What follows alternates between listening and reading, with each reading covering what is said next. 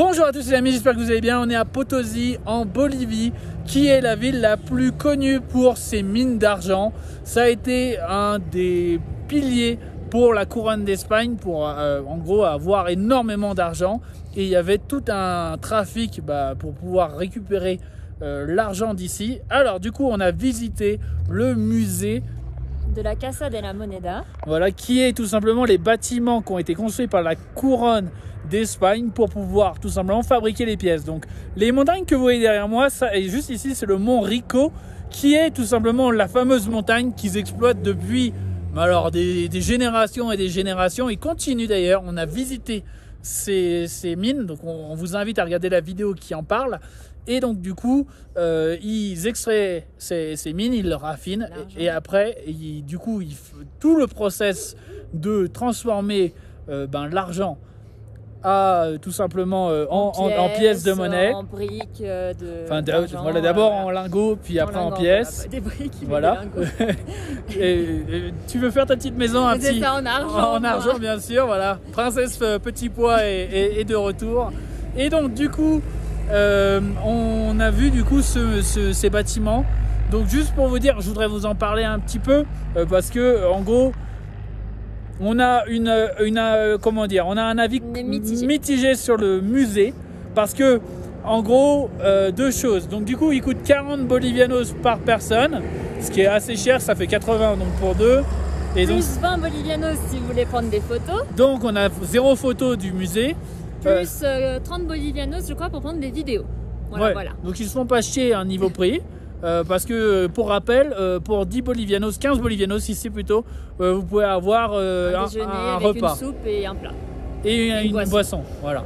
Donc je trouve que c'est assez cher. Mais bon, les locaux payent 10. Oui. Donc pour eux ça va. Voilà. Mais pour nous c'est un peu... Ça fait un peu mal. Ça fait un peu mal. Donc voilà, et donc du coup on avait une guide qui effectivement parlait français, donc ça c'était cool. À 14h30. Voilà, et il y avait aussi un peu plus tard. 16h30. Voilà, et du coup le musée se visite exclusivement avec un guide. Ouais.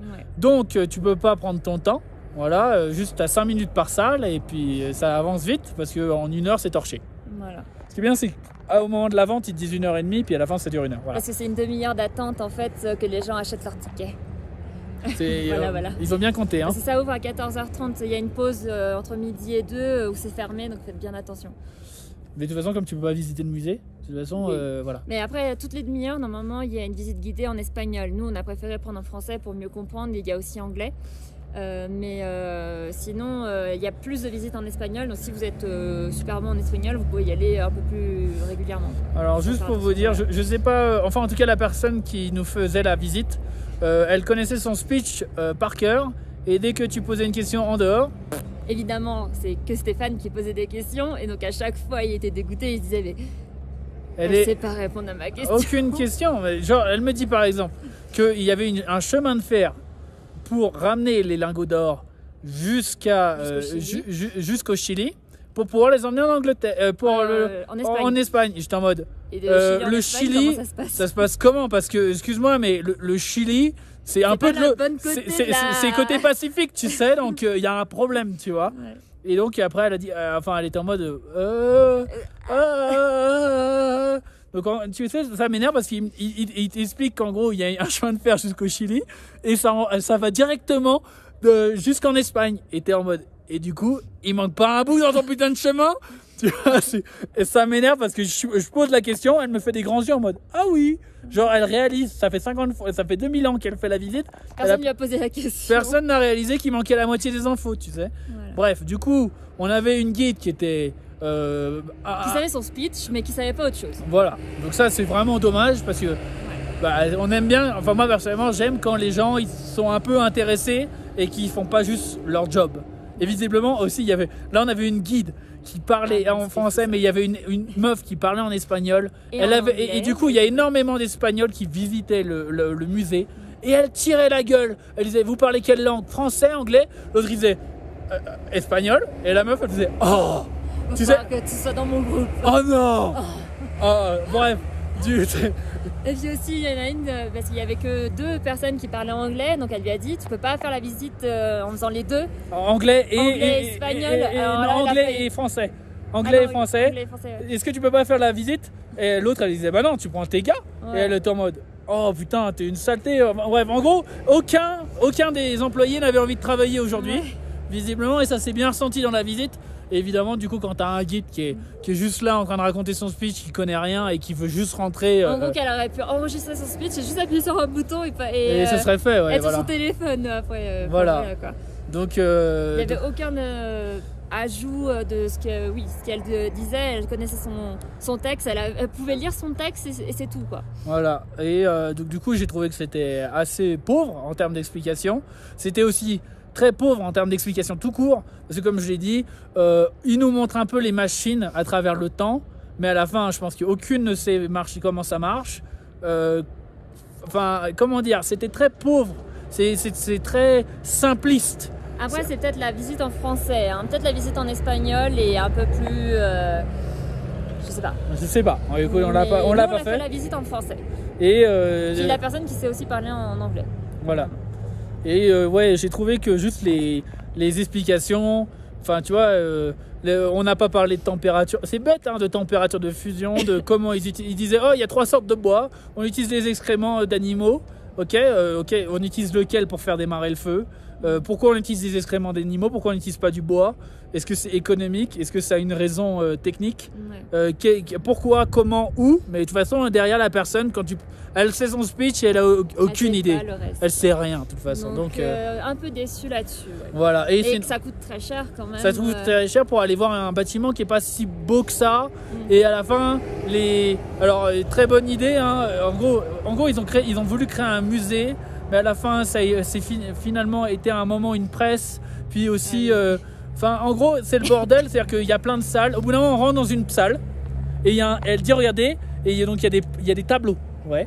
Et elle dit c'est un peintre connu de comment ça s'appelle d'ici, de Potosí.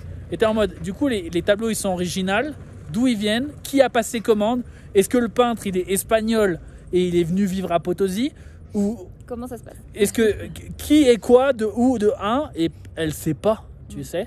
Et enfin bref, au final le musée, en gros le musée, le lieu est pas très intéressant. Pourquoi? Parce que toutes les machines, à part la machine avec les ânes, enfin, il y a beaucoup de machines qui ne sont, enfin toutes les pièces où ils brûlaient les fours, en gros les fours. Ouais. Il reste que le mur en briques. Ouais. Mais ils ont fait le bâtiment. Ils ont fait une salle avec des cailloux, avec tous les minéraux des roches qu'on a pu trouver sur qu'est-ce qu'on s'en branle, puisque la seule chose qu'ils récupéraient ici c'était de l'argent. Ils voulaient de l'argent. Ils utilisaient du mercure pour fondre absolument de tous les minéraux. Mais après, le mercure, comment est-ce qu'il est traité? Comment est-ce qu'il est récupéré? Comment il est extrait? Est-ce qu'il est réutilisé? Le mercure c'est extrêmement toxique, donc comment ils manipulaient le mercure, comment ils faisaient pour ne pas s'empoisonner, tout ça, ça n'a évidemment aucune explication. En fait, voilà, globalement c'est un musée. Si vous êtes un enfant de 5 ans, vous pourrez comprendre, mais globalement si vous voulez en savoir plus sur vraiment le process de créer de la monnaie, tout ça est complètement en gros n'existe pas. Voilà. Vous n'aurez pas l'information là-bas, quoi. Voilà. Alors juste pour vous dire, on va vous dire aussi une info quand même qui était cool, j'ai trouvé. C'est que du coup enfin cool, c'est pas cool, mais au moins j'ai appris un truc. Voilà. Parce que tout le reste je le savais. C'est qu'ils ont fait venir du coup des Noirs jusqu'ici à Potosí, mais qu'ils crevaient tous hyper vite. De l'altitude, du froid, voilà, ils n'arrivaient pas à s'acclimater. Du coup ils se sont dit merde. Deux choses, ils se sont dit on peut pas avoir de la main-d'œuvre pas chère. Du coup, va falloir va falloir gérer avec les locaux, quoi. Voilà. Pas avec les esclaves qu'on a l'habitude d'utiliser. Voilà. Et du coup, ils ont utilisé les locaux. Et du coup, ils se sont dit pour payer les locaux, comment on peut faire? Oh, mais ils aiment bien la coca. Qu'est-ce qu'on va faire? On va utiliser les Noirs.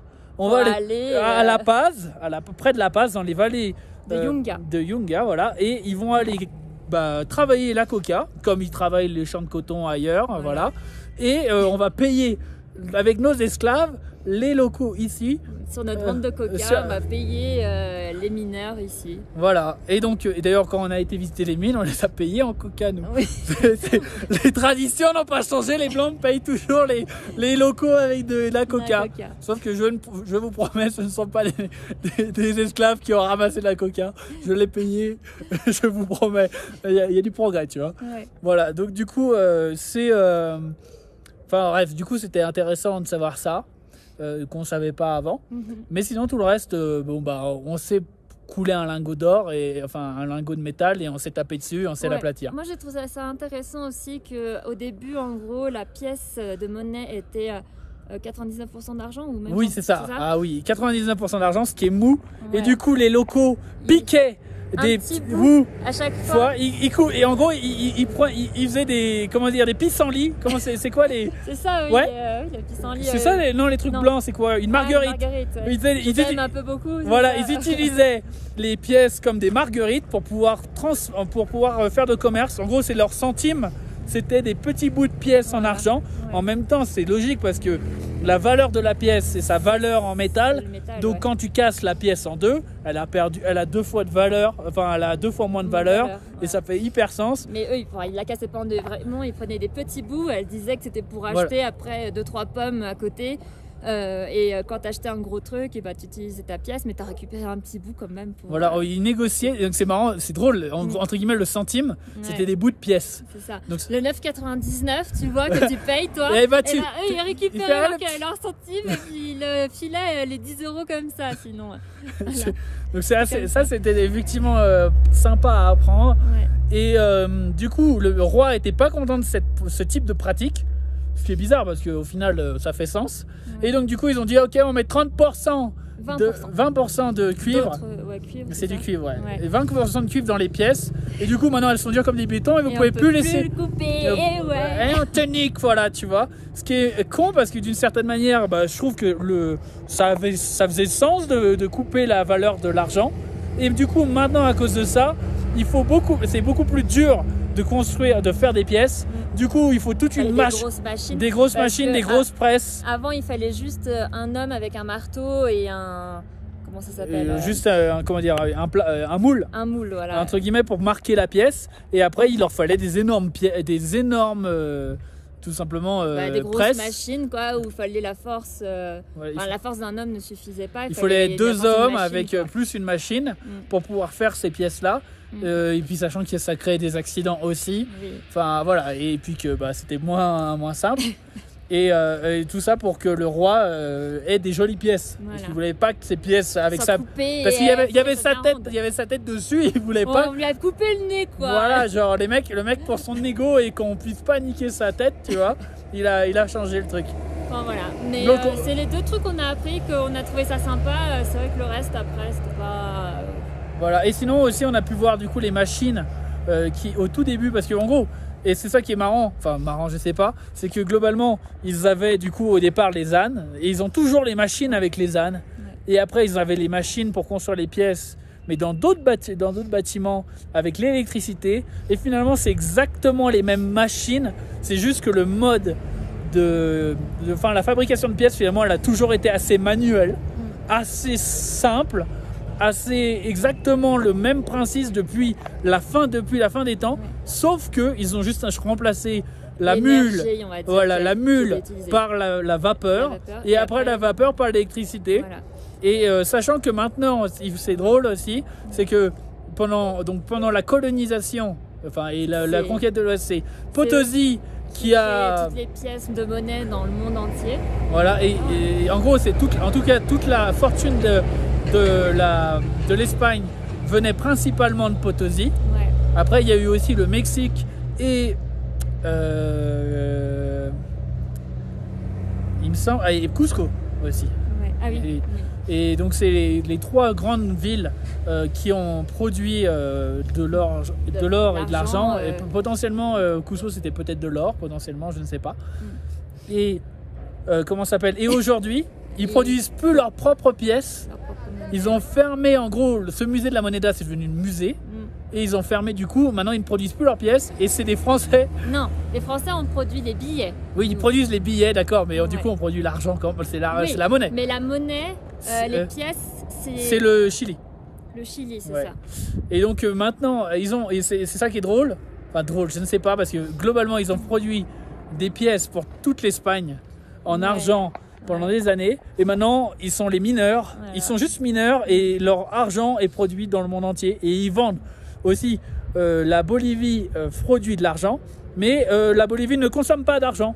Puisqu'ils n'ont pas d'industrie, c'est vraiment un pays pauvre. En gros, personne ne sait faire grand-chose dans ce pays. Donc ils font juste la récolte et après c'est raffiné par des privés. Donc c'est pas forcément la connaissance, elle est pas forcément non plus bolivienne. Et après c'est exporté à l'extérieur. Voilà. Et donc, enfin bref, la seule chose qu'ils savent faire, c'est utiliser de la dynamite pour taper dans une montagne. Après il y a peut-être aussi des raffineries. J'espère que la raffinerie, ouais, voilà. Mais ils n'utilisent pas en tout cas l'argent, alors que le monde entier l'utilise pour eux, voilà. Et donc, voilà ce qu'on a appris pendant notre visite de la Casa de la Moneda, donc, qui nous a intéressés. Donc ça nous a, franchement, on a appris quand même quelques trucs, comme je vous l'ai dit, sinon on parlerait pas depuis tant de temps. Mais je trouvais que, en fait, fondamentalement, c'est la pauvreté de la guide qui fait beaucoup de la différence. Ouais. Et puis le bâtiment, le bâtiment est préservé, mais les salles à l'intérieur ne sont pas bien préservées. Il manque 4 objets.